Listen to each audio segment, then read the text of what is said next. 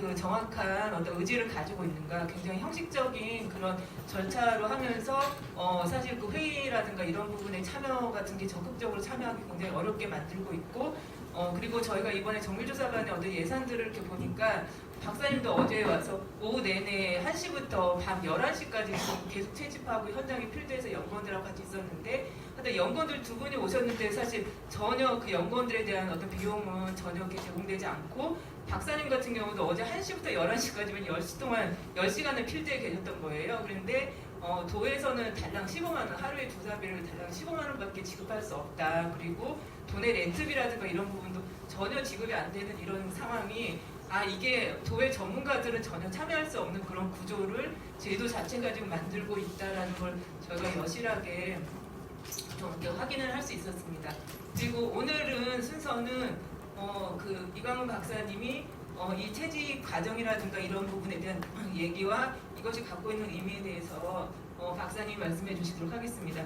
네. 예, 안녕하십니까. 저는 이 곤충연구소인 그 사단법인 홀로세 생태보존연구소 이강훈입니다.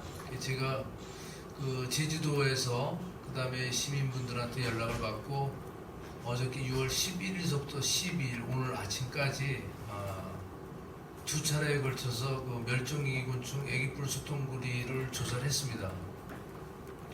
그 조사 방법은 저희가 세 가지 방법을 썼는데, 그 소통구리의 먹이인 똥으로 유인하는 방법, 그 다음에 빗으로 유인하는 방법, 그렇게 또 직접 채집하는 방법, 세 가지 방법으로 저희가 조사를 해서요, 1구역과 2구역으로 나누어서 저희가 조사를 했습니다. 그래서 오전 그러니까 12시에 도착해서 한 1시부터는 저희가 피트볼 트랩이라고 해서 구멍을 파서 그 다음에 똥으로 곤충 유인하는 그런 방법인데, 그 매설하는 데만 한 4시간 정도 걸립니다. 4시간 걸려서 해놓고 밤 7시부터는 라이트 트랩이라고 해서 이제 불로 유인하는 방법, 그렇게 채집을 했습니다.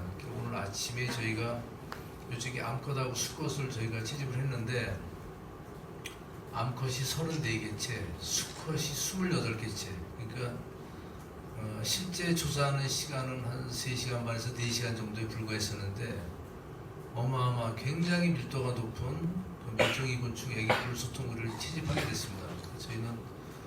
저는 사실은 지금 우리나라의 서식주의 보존기관이라고 멸종위기종 증식 보건하는 26개의 기관이 있는데, 저도 2005년부터 서식주의 보존기관에 지정돼서 그 애기뿔 소통구리를 증식을 하고 있습니다.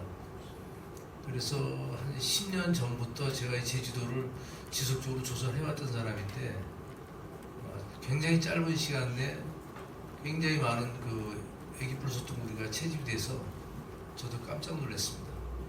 지금까지 제가 이틀 동안 조사한 결과를 말씀드렸습니다.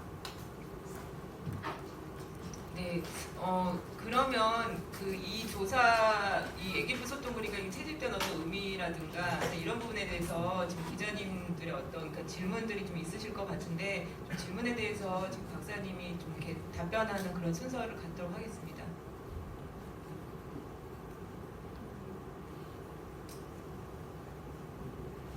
애기뿔 소통구리 어떻게 생겼어요? 예? 어떻게 생긴 거예요? 제가 조금 있다가 그 오늘 채집한 것을 직접 보여드리겠습니다. 예. 애기뿔 소통구리가 이게 굉장히 이렇게 많이 발견됐다고 하셨는데, 예. 의사가 또 되게 많이 진척이 됐단 예, 말이에요. 예. 이걸 어떻게 해석을 해야 됩니까? 그러니까 아직 누군 생태계가 아직 살아있다고 해석을 해도 되는 건지. 그렇지는 않습니다. 가령 예를 들어서 저희가 그 조사했던 1구역하고 2구역은 그 1구역은 지금 방목지 형태를 그대로 유지하고 있고요. 2구역 같은 경우에는 일부 나무를 잘랐지만 아직도 그 나무들이 우리가 바람을 막듯이 빛을 막아주는 효과를 갖고 있어가지고요. 오히려 그 저희가 조사한 그 지역은 안온하게 보금자리처럼 유지가 되고 있는 지역이었습니다.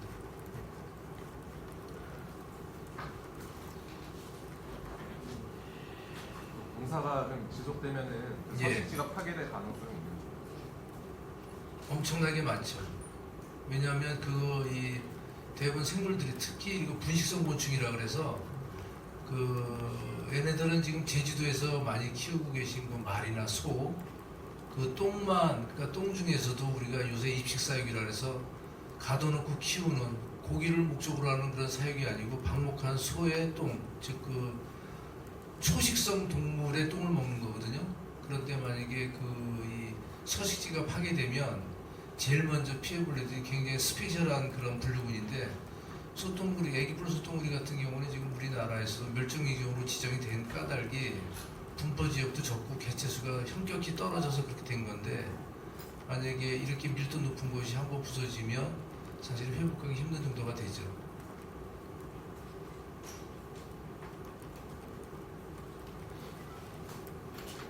예, 이번에 목장이 있다고 예, 목장이 있었습니다. 목장에서 이제 그 소똥구리가 예. 시작하기 좋은 환경으로 예. 보시는지, 예. 그 목장이 뭐 공사가 진행되면서 변화하는 게 있는데 예.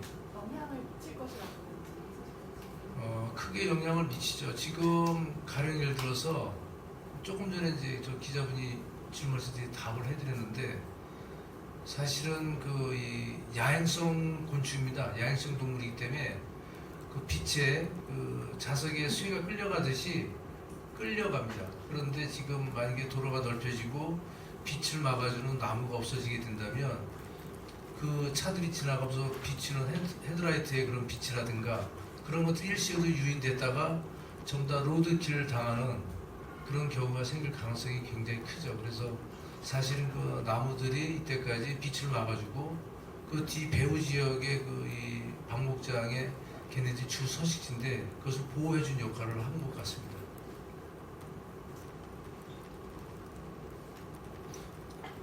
네. 그러면 혹시 더 질문 없으신가요? 예.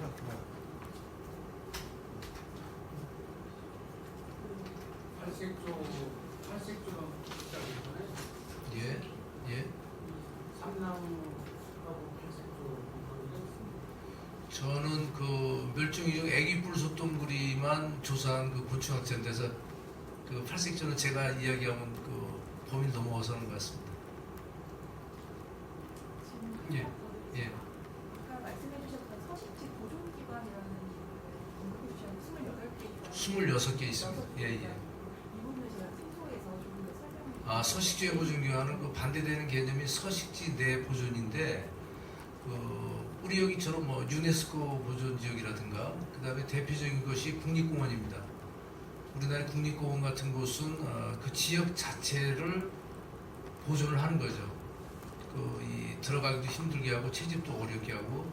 그런데 서식지 외의 보존은 그 지역을 이야기하는 게 아니고 종을 이야기하는 겁니다. 그러니까 지금 애기뿔소똥구리처럼 멸종위기종을 숫자를 늘리는 증식을 하고 난 다음에 다시 자연 상태에 복원할 수 있는 그런 기관을 환경부에서 26군데를 지정을 해놨습니다. 저처럼 곤충도 있고요, 식물이 있고, 그 다음에 어류도 있고요, 포유류도 있고, 그래서 전 분류군이 다 포함되어 있는, 사실은 멸종위기종을 보호하기 위해서 국가적으로 하고 있는 첫 번째 기관들이 서식지외 보존기관, 그 다음에 서식지 내 보존기관이 국립공원관리공단, 또 하나 최근에는 경북 영주에 멸종위기 종보건센터라는 또 멸종위기종 기관을 또 만들었습니다. 근데 그렇게 그 멸종위기종이나 생물다양성에 대해서 상당히 관심을 많이 갖고 있는데, 이렇게 짧은 시간 내에 높은 밀도로 이런 멸종위기종이 발견됐다는 것은 축복이기도 한데 또 공사 때문에 또 걱정도 되고 그렇습니다. 한 가지만 더. 예. 이 공사를 어떻게 계속 해도 괜찮은지 아니면 중단해야 된다는 입장인지. 중단해야죠, 당연히. 예, 당연히 중단. 그 정도 밀도면은, 그리고 지금 저희가 만약에 개체수의 문제이고, 그 다음에 서식 밀도 이런 것들이 문제인데, 저는 이렇게 짧은 시간 내에 이렇게 많은 개체수가 나온 거에 대해서 굉장히 놀라고 있습니다. 지금 제주도에서는 다른 데 발견되고 있죠. 예? 제주도. 제주도 내, 저희는 제주도 내 아시겠지만, 아까 제가 말씀드렸습니다. 저는 오랫동안 제주도를 많이 조사했었는데, 그동안 방목지가 굉장히 많이 없어지고, 펜션이나 골프장 쪽으로, 그리고 또 불 같은 게 굉장히 많이 환해졌습니다. 그래서 서식종으로는 점점 나빠지고 있어서, 만약에 전체적인 서식 분포를 조사 한번 해볼 필요는 있지만, 제가 최근에 조사한 거는 없어가지고 여기가 지금 굉장히 좋은 소식적으로 이렇게 판단이 됩니다. 살동물이가 구체적으로 어떻게 우리한테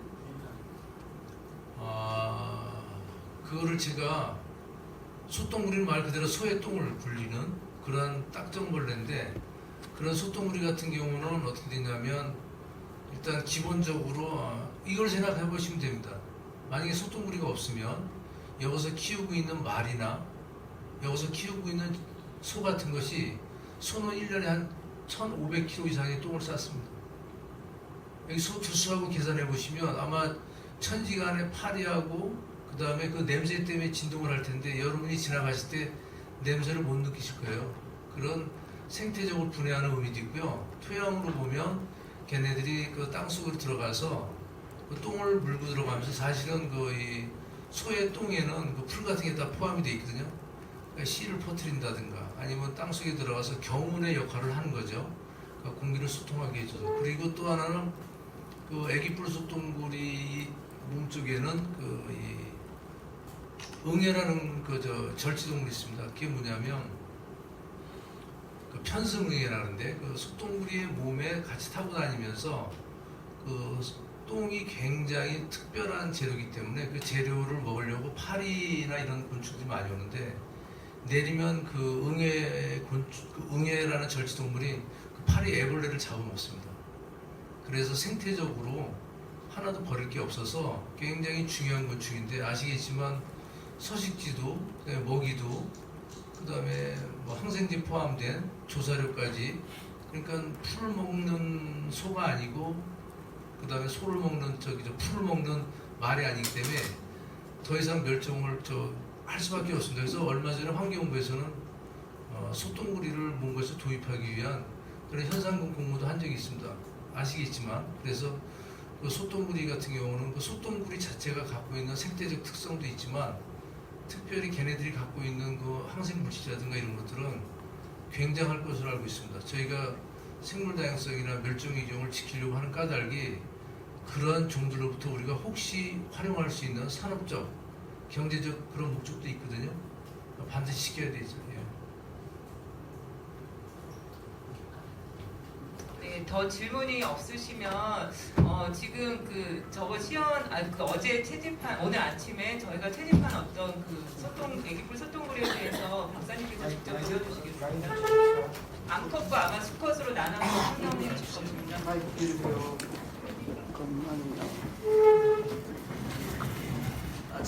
저 참고로 말씀드리면 이거는 그 제가 급하게 제주도로부터 이제 급하게 연락을 받고 짧은 시간에 이 연락을 받아가지고 그래서 처음부터 다시 말씀해주세요. 예, 그래서 이거는 저희가 조사를 위한 목적으로 취집을 한 것이기 때문에 다시 자연 상태 다시 다 놔줍니다. 근데 이거는 어제 취집할 때 KBS도 오셨지만 같은 그 시민분들하고 전부 다 여러분들이 같이 보는 상태에서 채집을 한 것이고 또 내일이라 그랬죠. 예, 내일도 다시 방사를 할 때도 시민들 손에 여기서 여러분들이 같이 참여해서 하실 수 있도록 그렇게 할 예정입니다.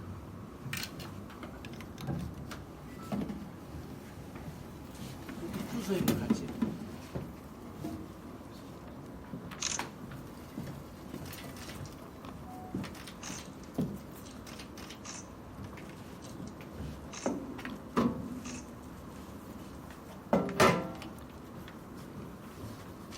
이제 이렇게 움직이지 않는 거는 처음에는 그 의사행동이라서 죽은 척을 합니다. 조금 있으면 금방 옵니다. 이렇게 보시면은 이 코프리스 속이라서 작은데 뿔이 있습니다. 그래서 이거 말고 코프리스 속에 이보다 더 큰 거는 뿔소똥구리라고 하는데 이건 애기 뿔소똥구리라서 이거는 요 나온 앞에 요 앞에 머리 부분 앞에 나온 요 뿔 가지고 요 저희가 수컷으로 알 수 있고요. 암컷은 뭐 뿌리 없으니까 움직이시는 거 보이시죠? 예. 그래서 이건 또 토양의 문제도